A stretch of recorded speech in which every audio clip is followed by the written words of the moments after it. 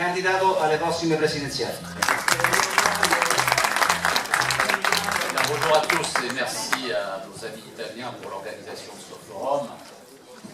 Bon, on le sait, on le constate, la déliquescence économique, sociale, politique, idéologique, morale, sécuritaire, diplomatique de l'Union européenne suscite partout, dans tous les pays de l'Union européenne, un mécontentement, une indignation croissante de la population et même une protestation qui prend des formes extrêmement variées.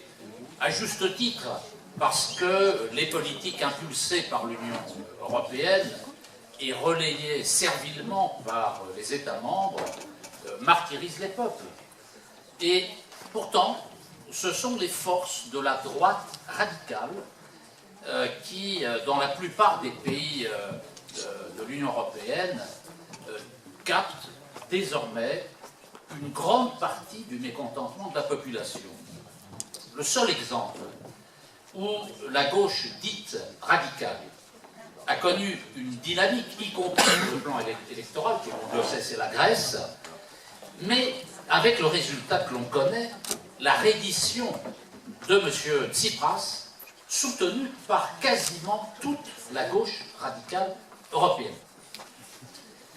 Les classes populaires ont en effet de très bonnes raisons de se détourner de la gauche. Parce que celle-ci, dans sa version social-démocrate, socialiste ou travailliste, a participé activement à la mise en place des plans d'austérité. C'est le cas en Grèce, en Italie, en Espagne, au Portugal et en France, et même dans d'autres pays encore. La gauche, dans sa version communiste ou d'extrême gauche, comme c'est le cas en France, reste engluée dans l'illusion qu'il serait possible de faire évoluer l'Union européenne de l'intérieur vers des politiques progressistes et se refuse à la rupture avec le système de Bruxelles. C'est dans ce contexte que l'on peut observer néanmoins une évolution de certaines forces et de certaines personnalités, en particulier de gauche, qui ont trouvé une formule mi-chèvre, mi-chou, mi-figue, mi-raisin, c'est comme on veut, autour de la notion de plan B. La formule peut être chimiquement la plus pure de cette nouvelle idéologie européiste vient de M. Varoufakis, l'ancien ministre grec des Finances. Voilà ce que dit à Berlin, en février 2016, lors de la création de son mouvement transeuropéen porteur d'un plan B, je cite, « Il faut démocratiser l'Europe face au danger de retour en arrière chauvin vers le cocon illusoire des États-nations, convoquons une convention qui donnerait à celle-ci une véritable constitution d'ici 2025. » Une autre formule proche de celle-ci vient du Tsipras français, on l'appelle aussi parfois le Varoufakis français, qui est M. Mélenchon. Fin juin 2016, sur son compte Facebook, M. Mélenchon affirmait, je cite, « L'heure du plan B a sonné, va sonner. Ma candidature pour l'élection présidentielle est celle de la sortie des traités européens.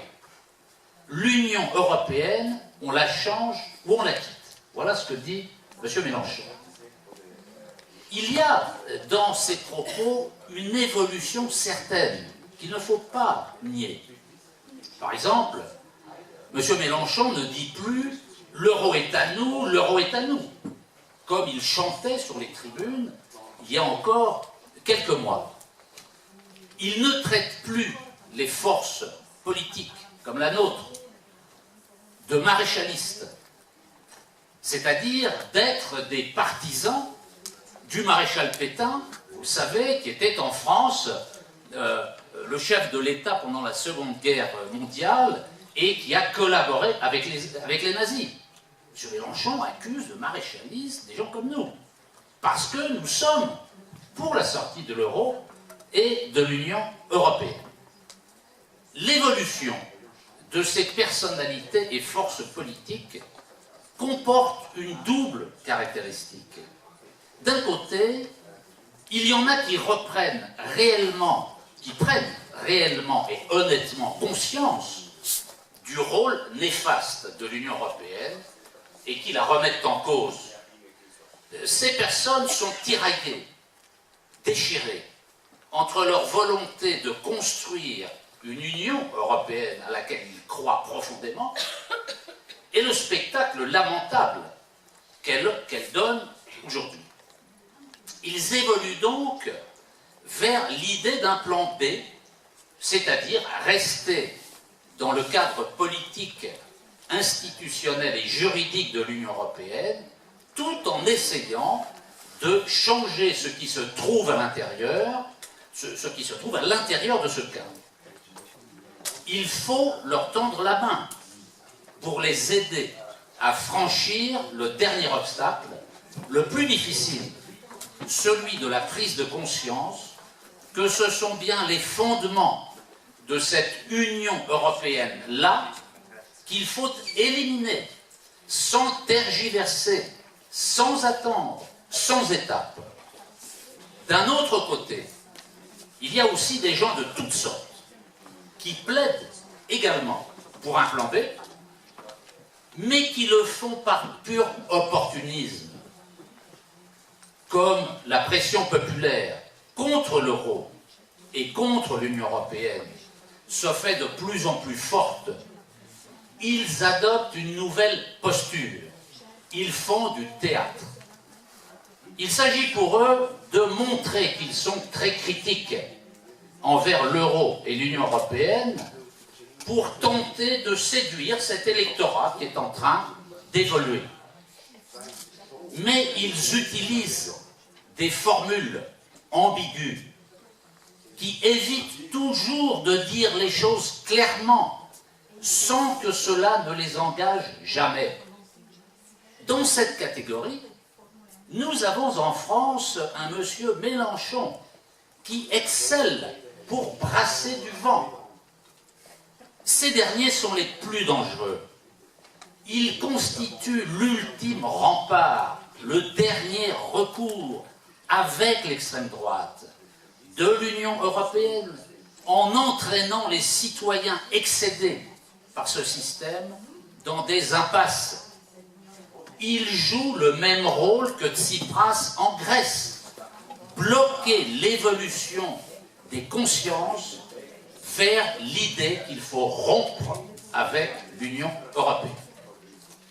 Reprenons rapidement, pour faire un peu de politique française, mais qui a une vertu européenne, reprenons rapidement les arguments de M. Varoufakis et de M. Mélenchon. M. Varoufakis nous dit qu'il faut démocratiser l'Europe. Très bien. Il a raison. Il faut démocratiser l'Europe. Mais il fait un contresens, car ce n'est pas l'Europe qu'il faut démocratiser, c'est l'Union européenne.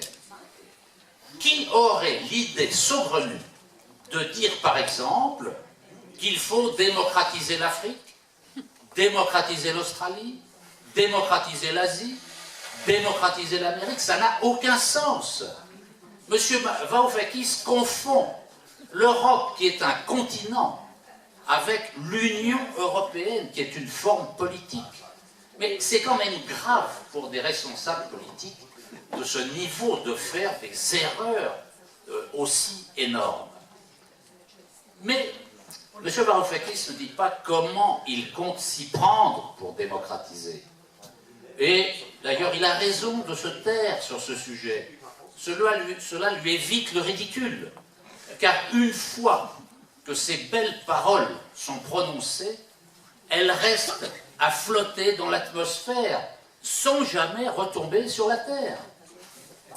Et on comprend pourquoi ce que M. Varoufakis manifestement n'a pas encore compris ou fait semblant de ne pas comprendre. car le système de l'Union européenne, par construction, par principe, par essence, a été conçu précisément pour anéantir la souveraineté des peuples, là où ils peuvent s'exprimer et peser sur les choix politiques, c'est-à-dire l'État-nation. Et par conséquent, éliminer la démocratie. M. Varoufakis, ensuite, s'alarme du danger que représente à ses yeux le retour, comme il dit, en arrière chauvin vers le cocon illusoire des États-nations. Il établit ainsi un lien mécanique, automatique, entre l'État-nation et le chauvinisme. Oui, c'est vrai, le chauvinisme est une menace permanente, croissante, et il faut lutter contre le chauvinisme, évidemment. Mais le chauvinisme prend de l'ampleur et peut devenir un vrai danger lorsque la souveraineté du peuple est bafouée. C'est là que le chauvinisme prend sa source. Or, aujourd'hui, la menace principale n'est pas le chauvinisme. La menace principale, c'est la destruction de la souveraineté du peuple et de la souveraineté nationale des pays membres de l'Union européenne. C'est ça qui provoque le chauvinisme. C'est pourquoi le Brexit est si important. Car dans ce panorama d'écrasement de la souveraineté des peuples, les Britanniques, même avec de nombreuses contradictions, et il y en a des contradictions dans le Brexit, ont fait un acte de souveraineté qui a déstabilisé les oligarques européens. M. Varoufakis ajoute qu'il faudrait convoquer une convention pour donner à l'Union européenne une véritable constitution d'ici 2025. Les Français, en 2005, par référendum, ont rejeté à 55% le traité constitutionnel européen. La première raison était le contenu de ce traité qui visait purement et simplement à constitutionnaliser les politiques néolibérales. Mais il y avait une seconde condition, une seconde raison, qui concernait le principe même d'une constitution européenne. Une constitution doit émaner du peuple. Et au-delà des divisions naturelles du peuple, selon les préférences partisanes, c'est le rassemblement très majoritaire sur les fondements des institutions et des valeurs que doit porter la société. C'est ça, une constitution. Parler d'une constitution européenne signifie donc que M. Varoufakis croit à l'existence d'un peuple européen. Au sens de la conception issue de la Révolution française de 1789, le peuple désigne les citoyens qui exercent leur souveraineté en portant l'intérêt et la volonté générale dans le cadre de la nation. Les classes dominantes, au contraire, luttent contre cette réalisation de l'esprit du peuple, contre l'unité du peuple, et agissent pour que la société ne soit qu'un ensemble d'individus atomisés. C'est l'esprit même de la citoyenneté et de la communauté politique qu'elles cherchent à détruire. Tous ceux qui nient l'existence du peuple comme construit politique, enraciné dans sa nation, en inventant un illusoire peuple européen, participent à la dictature de l'oligarchie. Ils sapent les principes même de la démocratie tout en prétendant le contraire. Ainsi, en voulant nier l'exigence des peuples à la souveraineté dans leur nation, à être maîtres chez eux, et en leur substituant un peuple européen qui n'existe pas, M. Varoufakis participe au désarmement des peuples. Nous sommes à des années-lumière de cette conception. Il ne peut pas y avoir d'alliance avec ces personnalités et ces organisations politiques. Nous sommes dans le combat frontal avec eux. Quant à M. Mélenchon, il veut la sortie des traités européens, comme il dit. Mais ça ne veut rien dire. La sortie de qui? De la France toute seule? D'un groupe de pays? Lesquels? Comment sortons? Quand sortons? Pourquoi sortons? Sur toutes ces questions, et sur bien d'autres, M. Mélenchon est muet. Et pour cause. Car il est simplement dans une posture électorale. Et même une imposture. M. Mélenchon ajoute, l'Union européenne, on la change ou on la quitte. On pourrait se dire qu'après tout, la formule est séduisante. Mais ça n'est qu'une... Combien de temps tu nécessites? Là, il coûte 3 minutes. Ouais.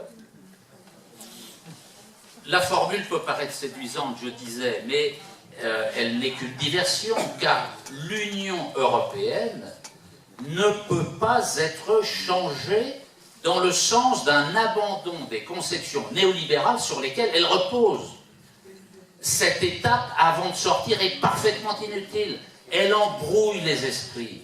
Elle fait perdre du temps au peuple et en fait gagner à l'oligarchie. Il faut donc passer directement à l'étape de la sortie immédiate du système de Bruxelles sans créer d'illusions dans la population. On comprend donc le caractère parfaitement superficiel des propos de M. Mélenchon.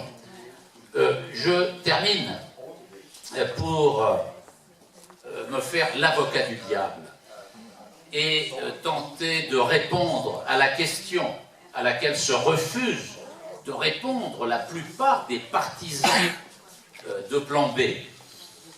Que veut dire réformer l'Union européenne de l'intérieur? Quel serait le contenu d'un plan B? Je reformule la question à ma manière, ce que je considère comme étant la vraie question. Quelles seraient les réformes à conduire dans le cadre de l'Union européenne pour que celle-ci freine, module, stoppe et même inverse les politiques néolibérales? J'aimerais que les partisans des plans B acceptent ce débat et répondent de façon argumentée à ces questions. Voilà pour moi ce que ça donnerait en 2 mots. Le problème principal est celui du traité de Lisbonne, et ceci sous 3 aspects. Le rôle clé du traité de Lisbonne dans l'architecture du système européen, du système de Bruxelles, les articles du traité de Lisbonne qu'il conviendrait de changer, et troisièmement, la faisabilité politique pour réviser le traité de Lisbonne. Je prends un exemple. Sur le rôle du traité de Lisbonne, je crois que nous serons d'accord sur ce point. Il n'y a pas, me semble-t-il, de divergence entre nous. Mais, deuxièmement, là où il faut qu'il y ait débat, c'est sur le contenu des articles du traité de Lisbonne qu'il faut changer. Parce que si nos amis qui préconisent un plan B veulent transformer de l'intérieur l'Union européenne, ça veut dire qu'ils veulent réviser le traité de Lisbonne. S'ils veulent réviser le traité de Lisbonne, ils doivent nous dire quels sont les articles qu'ils veulent réviser. Clairement, concrètement, précisément. Je prends un exemple, je termine après. Je prends l'article 3, mais on pourrait aller bien au-delà. Je prends un seul exemple, l'article 3 du traité de Lisbonne. De quoi parle l'article 3 du traité de Lisbonne? Il parle des compétences exclusives de l'Union européenne, c'est-à-dire qu'il fait la liste des domaines dans lesquels les nations n'ont plus de compétences, parce que ces compétences ont été transférées à l'Union européenne. Vous devez savoir, vous devez connaître le traité de Lisbonne par cœur, donc je n'ai pas besoin de répéter tout cela, mais ça porte sur 5 domaines. L'union douanière, l'établissement des règles de concurrence nécessaires au fonctionnement du marché intérieur, la politique monétaire pour les États membres dont la monnaie est l'euro, la conservation des ressources biologiques de la mer, patati patata, et la politique commerciale commune. Les partisans des plans B veulent-ils ou ne veulent-ils pas récupérer la souveraineté de leurs pays respectifs sur ces domaines stratégiques? Je m'arrête là, ça suffit, tout est dit. Or, sur ces questions, c'est le silence. Les plans B, ce sont du vent, c'est du vent. C'est de la posture, c'est de l'imposture pour le moment. Ceux qui veulent vraiment des plans B doivent nous dire, article par article, ce qu'il faut changer pour orienter les futures relations entre pays européens dans un sens antilibéral, progressiste. Je termine sur le dernier point, la faisabilité politique. Est-ce qu'il existe à court ou moyen terme des majorités de tous les pays? Vous savez que pour réviser le traité de Lisbonne, il faut l'unanimité des pays membres.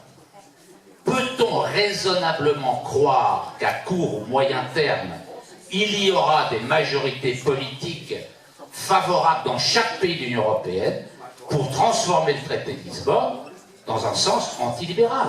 Mais enfin, c'est prendre les gens pour des imbéciles.